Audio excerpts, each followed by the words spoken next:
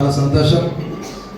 రాష్ట్ర ప్రభుత్వం తెలుగువాడి ఆత్మగౌరవ ప్రతీక అన్న నందమూరి తారక రామారావు భాగస్వామ్యం చేసినందుకు కలెక్టర్ గారికి ముందుగా ధన్యవాదాలు తెలియజేస్తూ, వేదిక కింద ఉన్నటువంటి అధికారులు జేసీ గారు, డిఆర్ఓ గారు, ఆర్టీఓస్ అందరికీ కూడా పేరు పేరున అభినందనలు తెలియజేస్తా ఉన్నాం.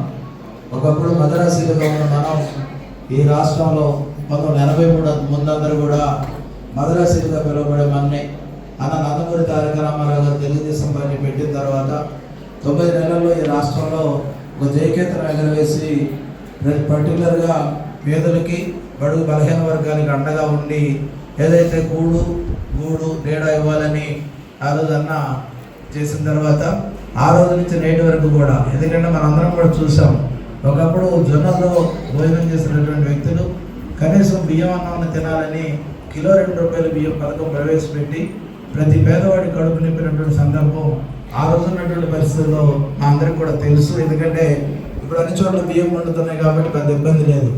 ఆ రోజుల్లో కొన్ని ప్రాంతాల్లో మాత్రమే వ్యవసాయ రంగంలో బియ్యం ఉండే, ఆ బియ్యం లేని పరిస్థితుల్లో పేదవాడు 2 రూపాయలు పెట్టి కిలో బియ్యం కొనుక్కొని ఆ కుటుంబాన్ని ఆనందంగా, ఎందుకంటే ఈరోజు బిర్యానీ తినేమన్నా సంతోషంగా ఉన్నామో, ఆ రోజు బియ్యం తిని అంతే సంతోషంగా పేదవాడు ఉన్నటువంటి పరిస్థితి మాకు తెలుసు. అలాంటి పరిస్థితుల్లో నుంచి, ఎందుకంటే పక్కా గృహ నిర్మాణాలు కానీ, జనతా అవసరాలు కానీ అనేక సంస్కరణ చేయడమే కాకుండా వివక్షత లేని తెలంగాణ ఉండాలని తెలంగాణ ప్రాంతంలో పటేల్ పట్వారీ విధానాన్ని రద్దు చేసి ఈ రాష్ట్రంలో నూతన వరవడిని తీసుకొచ్చినటువంటి వ్యక్తి. ఆ మహా వ్యక్తి యొక్క జన్మదినాన్ని చేసుకోవడం అనేది ఈరోజు మనందరూ కూడా అదృష్టంగా భావించాలి. ఆయన పడిన కష్టం, ఎందుకంటే ఏ స్థాయి నుంచి పాల వ్యాపారం నుంచి ముఖ్యమంత్రి వరకు పద్మశ్రీ వరకు వెళ్ళారంటే ఆయన జీవితం ఒక చరిత్ర. ఆ చరిత్రని మనందరం కూడా స్ఫూర్తిగా తీసుకొని ముందుకు వెళ్ళాలని, ఎందుకంటే ఎక్కువసేపు మీ అందరితో ఉండాలని ఉన్నప్పటికీ మలబార్ వాళ్ళు ఏదో ఫుడ్ ప్యాకెట్స్ డిస్ట్రిబ్యూషన్ పెట్టారు. దానివల్ల ఇప్పటికీ అక్కడ రైల్లో ఉన్న వాళ్ళందరూ కూడా ఆకలి ఇబ్బంది పడుతున్నారని మెసేజ్ వచ్చింది.